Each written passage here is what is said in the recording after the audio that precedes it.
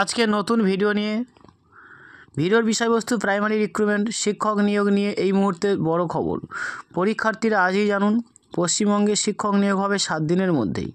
শিক্ষামন্ত্রীর বড় ঘোষণা। এবার শিক্ষক নিয়োগের বিষয়ে নতুন তথ্য জানালেন শিক্ষামন্ত্রী ব্রাত্য বসু। আইনি জটিলতা কাটলেই 7 দিনের মধ্যেই রাজ্যে শিক্ষক নিয়োগ করা হবে বলে তিনি জানিয়েছেন।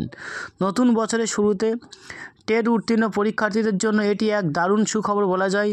দীর্ঘদিন ধরে রাজ্য শিক্ষক নিয়োগ দুর্নীতি মামলার বিষয়ে সরব টেট উত্তীর্ণ প্রার্থীরা পরীক্ষার্থীরা। এরপর 2022 সালে রাজ্যের নিয়োগ দুর্নীতি মামলায় গ্রেপ্তার হন প্রাক্তন শিক্ষামন্ত্রী পার্থ চট্টোপাধ্যায়। ইতিমধ্যে আদালত চলছে নিয়োগ দুর্নীতির বিষয়ে একাধিক মামলা।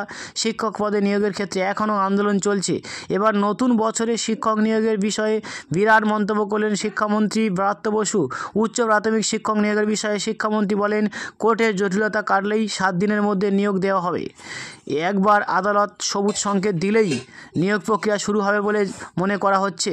এদিন বাংলা একাডেমিতে এক সংবাদ সম্মেলনে উচ্চ প্রাথমিকের চাকরি প্রার্থীদের প্রশ্নে শিক্ষামন্ত্রী বলেন, নিয়োগের গোটা বিষয়টি আদালতে আটকে রয়েছে, তাই সেখানে তার কিছুই করা নেই। পর্ষদের আইনজীবীরা বিচারকের কাছে আবেদন করেছেন, এমতো অবস্থা যদি আদালত এর জট কাটিয়ে আনতে পারা যায় তাহলে তার 7 দিনের মধ্যেই রাজ্যের শিক্ষকদের নিয়োগ দেওয়া হবে।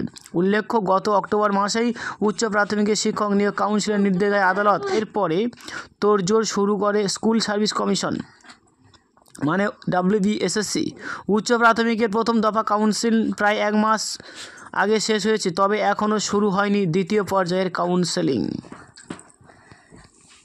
এসএসসি আগেই ঘোষণা করেছিল যে খুব শীঘ্রই দ্বিতীয় দফা কাউন্সিল শুরু হবে, তবে এতদিন পেরিয়ে গেলেও তা শুরু না হওয়ায় উঠছে প্রশ্ন। এমতো অবস্থায় লোকসভা ভোটের 2024 আগেই আইনি জটিলতা কাটিয়ে রাজ্যে শিক্ষক নিয়োগ শুরু হয় কিনা সে বিষয়ে এখন দেখার।